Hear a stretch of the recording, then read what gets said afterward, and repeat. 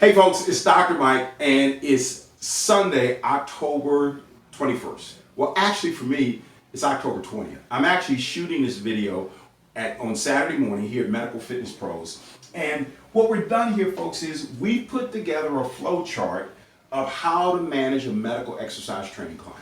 I know many of you are transitioning from personal training into medical exercise training. Many of you are just getting started with medical exercise training. So this idea of all these things that need to be done from the standpoint of managing this medical exercise training client and communicating with the doctor, making sure you're looking at the right goals, which protocol, the anatomy, pathology, it's a lot of stuff. It's a lot of moving parts. It's a lot different than personal training. So if you don't mind, please forgive my chicken scratch. I know I have terrible handwriting. You probably can't read it well. We will clean this up and give you a hard copy that you'll be able to download in the next few days. That'll make this a lot easier. But for right now, just please accept the spirit of how it's done, just to say, hey, this is something that can work with regard to how we all should have a general flow of managing our clients. Now, I'm here at Medical Fitness Pros. We've got our POST program going on, and POST is our program that's designed for post-stroke clients after they finish with physical therapy, chiropractic, and medical care.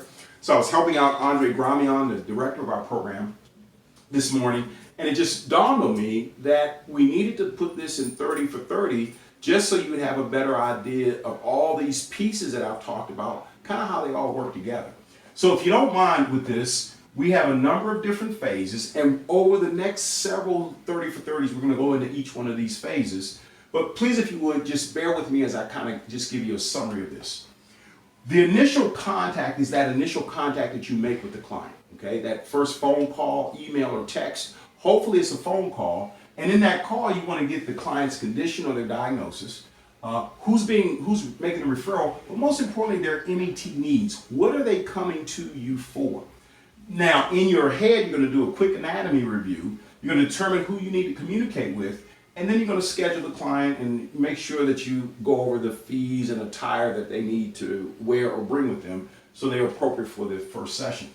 In that initial session, actual physical initial session, there are a number of administrative things you've got to do. And we noted here administrative forms, including a demographic form, release of liability, release of information, set up payment parameters, and then also if there's any insurance coverage. And folks, let me make sure everyone understands there is nothing illegal or unethical about an insurance carrier paying for medical exercise training services as long as you clearly note your background, your credentials as a medical exercise professional, so that there's no misconception or misunderstanding that the client is getting physical therapy services. That's a very important point. Now, once you get that administrative portion of the assessment session or initial session done, then you're going to get into the assessment. Make sure you do a good history on the client. And notice I've noted pain here. Use a pain scale. And I think a lot of our MESs have a tendency of, I want to figure out what the client's pain is. Folks, pain is very subjective. Don't get focused in on their pain. Get focused in on what type of functional deficits they have, how the pain is affecting them. But this shouldn't be just about pain management. It should be about improving their level of function, because they've already gone through physical therapy, chiropractic, and medical care. And going down that rabbit hole of pain management, folks, can take you into some places that can get you into some rather challenging situations. With that assessment, you're going to establish baselines, identify functional deficits the client has. If there are any red flags that say the client is inappropriate, obviously you're going to check blood pressure, heart rate. Now, we know glucose levels here. That would be for the diabetic client, but you don't do that. The client does it, where they do the pinprick themselves, or they have a glucometer, they do that themselves. You're not the one doing that, okay? And then you select whatever medical exercise training or post-rehab protocol you're going to use for the client.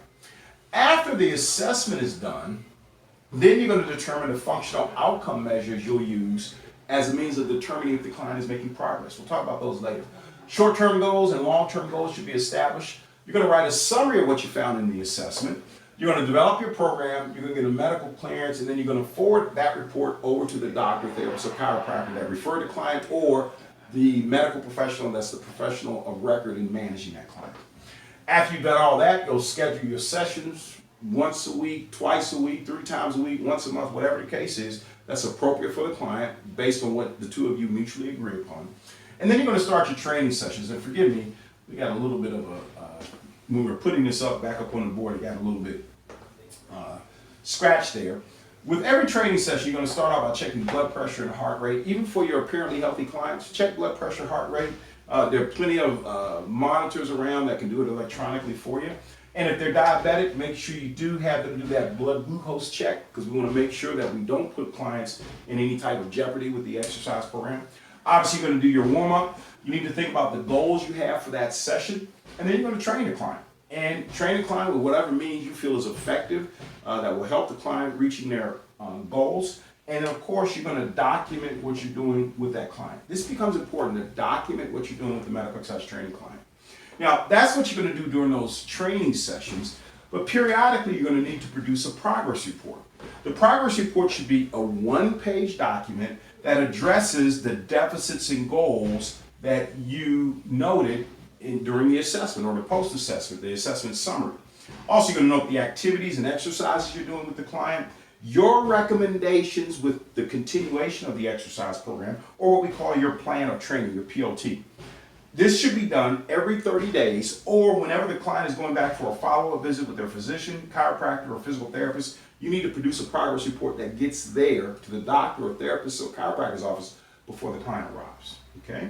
So now, as a brief summary of all of this, the key points, with medical exercise training management, the keys are: make sure you understand the anatomy and pathology of the client's condition. We talked about that up here. Make sure you identify any potential red flags that will be problematic with exercise, and also determine if the client is appropriate for exercise. Identify functional deficits, and then the functional outcome measures that you'll use to determine if the program is effective. Develop the medical exercise training program, and obviously the training program will change and morph as you work with the client. Remember to establish short-term and long-term goals. Your exercise programming should take the client to those short-term and long-term goals. And please, folks, document and report what you're doing.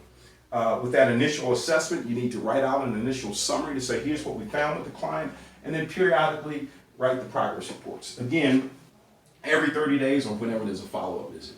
Now, that's a lot of stuff. Oh yeah, this is a lot of stuff that you now have to be careful about, that you have to think about. It is.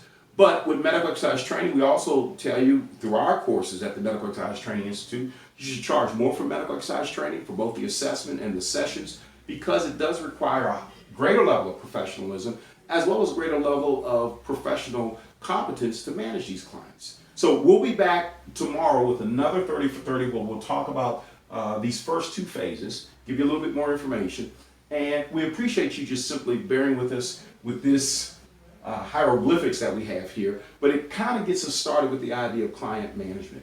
This is a system we go into in great detail in our MEDX Pro 360 program, as well as we go into a much greater depth with the program that's starting in November, our Medical Exercise Program Director Mastermind and Residency Program. So thanks again. We'll see you tomorrow for our next 30 for 30, and please visit us over at medxpro360.com to get more information on our programs. Thanks a lot, folks. We'll see you tomorrow.